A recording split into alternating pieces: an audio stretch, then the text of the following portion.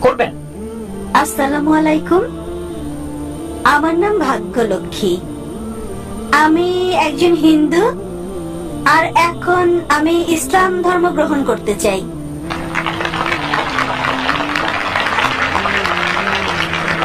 বললেন যে আপনি একজন হিন্দু আর এখন ইসলাম গ্রহণ করতে চান। আপনি কি নিজের ইচ্ছায় এটা করছেন? নিজের ইচ্ছায় কি আপনি ইসলাম গ্রহণ করছেন বোন? হ্যাঁ। কেউ কি আপনাকে বাধ্য করছে এটা করতে?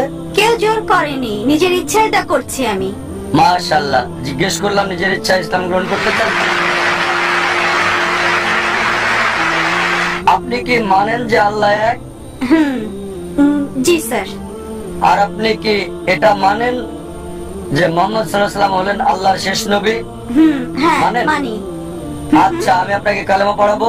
প্রথমে আরবিতে বলবো, পরে বাংলা করে দেব। আচ্ছা, ঠিক আছে। আশহাদু আশহাদু আল্লাহ আল্লাহ ইলাহা ইলাহা ইল্লাল্লাহ ইল্লাল্লাহ ওয়া আশহাদু আশহাদু আন্না আন্না মুহাম্মাদান মুহাম্মাদান আবদুহু আবদুহু ওয়া রাসূলুহু। ওয়া রাসূলুহু।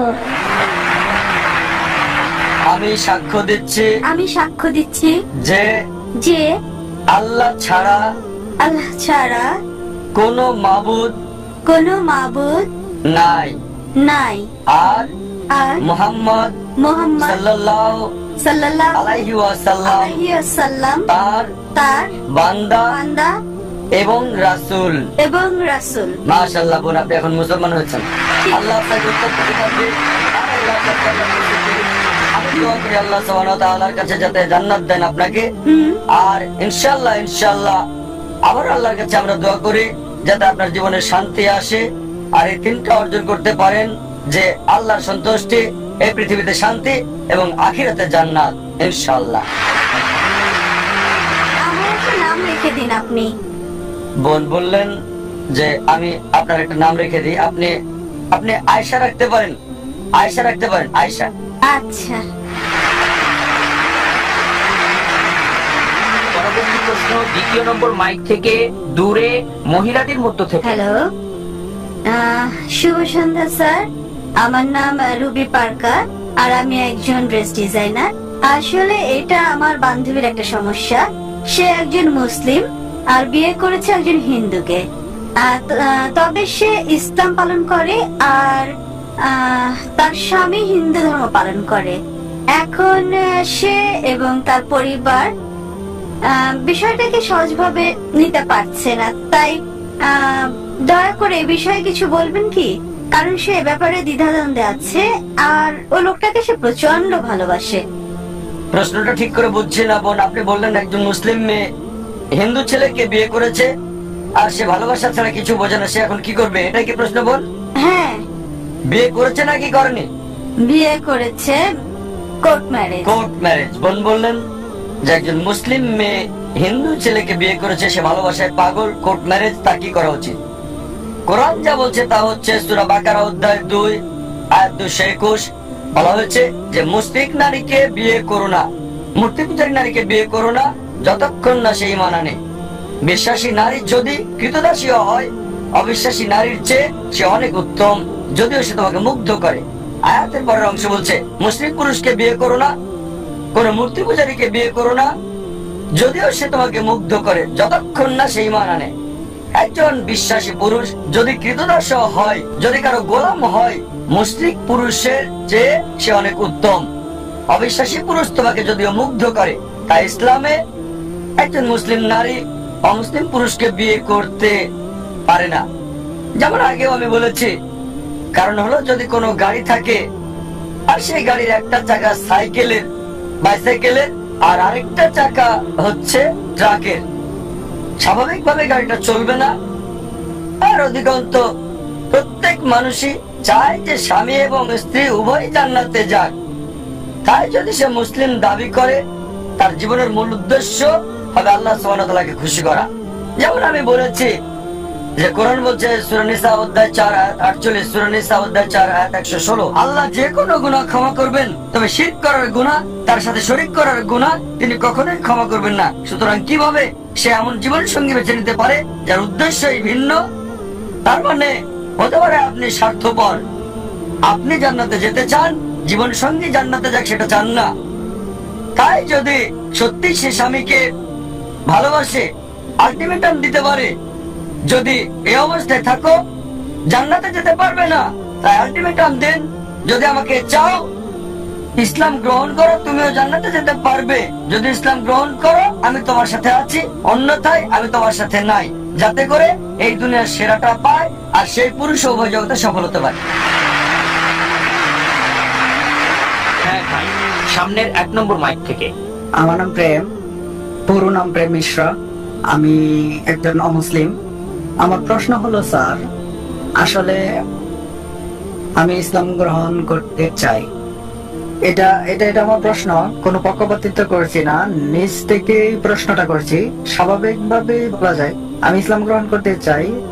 তবে ভালো মুসলিম মানে কিভাবে, আসলে ভালো মুসলিম কে বা কারা, এই জন্য আসলে জানতে চাচ্ছি।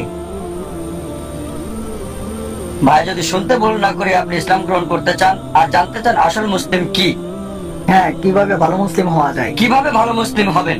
ভাই ভালো মুসলিম হতে হলে, মুসলিম মানে যে নিজের ইচ্ছাকে আল্লাহর কাছে সমর্পণ করে। তাই যদি আপনার ইচ্ছাকে আল্লাহর কাছে সমর্পণ করেন আপনি মুসলিম। নিজের ইচ্ছাকে আল্লাহর কাছে সমর্পণের মানে আপনাকে মানতে হবে আল্লাহ এক, আল্লাহ ছাড়া আর কেউ ইবাদতের যোগ্য নাই।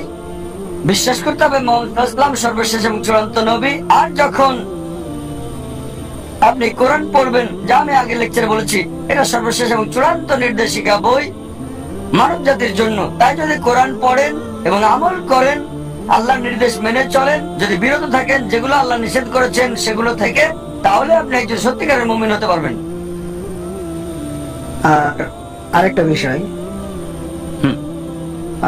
স্যার আমার সম্পূর্ণ পরিচয়টা কি বদলাতে হবে, যেটা আমার অমুসলিম অবস্থায় ছিল? আপনার নাম এটা বাধ্যতামূলক কিনা তিনি জিজ্ঞেস করছেন। নাম পরিবর্তন করা বাধ্যতামূলক কিনা মুসলিম হওয়ার পর? না, এটা বাধ্যতামূলক না, তবে চাইলে করতে পারেন। তাই নাম পরিবর্তনটা বাধ্যতামূলক না, যদি সেটা শিরকের সাথে যুক্ত না থাকে, যদি আপনার নামে কোনো শিরক না থাকে, কোনো মূর্তি পূজা ইত্যাদি। তবে যেটা হতে পারে আপনার আগের নামও থাকতে পারে অথবা নতুন নাম নিতে পারেন। তবে মুসলিম হিসেবে যদি গর্ব করেন, আমি বলবো মুসলিম নাম রাখতে, যাতে লোকজন আপনাকে চিনতে পারে। যেমন কেউ ডাক্তার হলে তখন ক্রস চিহ্ন রাখে, মানুষকে জানাতে যে সে একজন ডাক্তার। একইভাবে বাধ্যতামূলক না যে নাম বদলাতেই হবে, তবে যদি বদলান সেটা উত্তম, মানুষ জানবে যে আপনি মুসলিম। আমার প্রশ্ন হচ্ছে, আপনি কি এখন ইসলাম গ্রহণ করবেন? জি স্যার। আপনি কি বিশ্বাস করেন আল্লাহ এক? হ্যাঁ। আপনি কি বিশ্বাস করেন মূর্তি পূজা নিষিদ্ধ? হ্যাঁ স্যার। আচ্ছা, আপনি কি বিশ্বাস করেন নবী মোহাম্মদ হলেন সর্বশেষ এবং চূড়ান্ত নবী? হ্যাঁ স্যার। কেউ কি আপনাকে ইসলাম গ্রহণ করতে বাধ্য না করেছে? স্যার, অবশ্যই না। কোন অর্থনৈতিক চাপ? না স্যার। কোন শারীরিক চাপ? না স্যার। কারণ কাউকে জোর করে ইসলাম ধর্ম গ্রহণ করানো, ইসলাম ধর্মে এটা নিষিদ্ধ। কাউকে জোর করে ইসলাম গ্রহণ করানো ইসলাম ধর্মে এটা নিষিদ্ধ হওয়ার পাশাপাশি আমাদের দেশেও এটা নিষিদ্ধ। ইন্ডিয়াতে যে কোনো ধর্ম গ্রহণ করার জন্য বাধ্য করা নিষিদ্ধ, স্বেচ্ছায় হতে পারবে। যদি ইসলাম গ্রহণ করতে চান কেউ আপনাকে বাধা দিতে পারবে না, এমনকি রাষ্ট্রও পারবে না সেটা। তাই যদি ইসলাম গ্রহণ করতে চান আমি বলবো আমার সাথে বলেন, ঠিক আছে? ঠিক আছে স্যার। আশহাদু আশরাফু আল্লাহ আল্লাহ ইলাহা ইলাহা ইল্লাল্লাহ ইল্লাল্লাহ ওয়া আশহাদু আশরাফু আন্না আন্না মুহাম্মাদান মুহাম্মাদ আবদুহু আবদুহু ওয়া রাসূলুহু। ওয়া রাসূলুহু। আমি সাক্ষ্য দিচ্ছি, আবার বলবেন স্যার? আমি সাক্ষ্য দিচ্ছি আমি সাক্ষ্য দিচ্ছি যে যে কোনো কোনো ঈশ্বর নেই ঈশ্বর নেই আল্লাহ ছাড়া, আল্লাহ ছাড়া, এবং এবং নবী মুহাম্মদ নবী মুহাম্মদ সাল্লাল্লাহু আলাইহি সাল্লাম সাল্লাল্লাহু আলাইহি সাল্লাম হলেন হলেন বান্দা বান্দা এবং রাসূল এবং রাসূল আল্লাহর। আল্লাহ। মাশাআল্লাহ, ভাই এখন মুসলিম। ধন্যবাদ। আমি আপনাকে ধন্যবাদ জানাচ্ছি কোরআনের একটা কপি নিয়ে যাওয়ার জন্য, যাতে ভালো আমলকারী মুসলিম হতে পারেন। সেজন্য কোরআনের একটা কপি উপহার দিতে যাচ্ছি। ভলান্টিয়ার ভাইদের অনুরোধ করব কোরআনের একটা কপি এখানে দিয়ে যেতে। ভাই আপনি মঞ্চে আসেন প্লিজ। আমি আপনাকে কোরআনের একটা অনুবাদ কপি দিতে চাই, যাতে আপনি একজন ভালো আমলকারী মুসলিম হতে পারেন।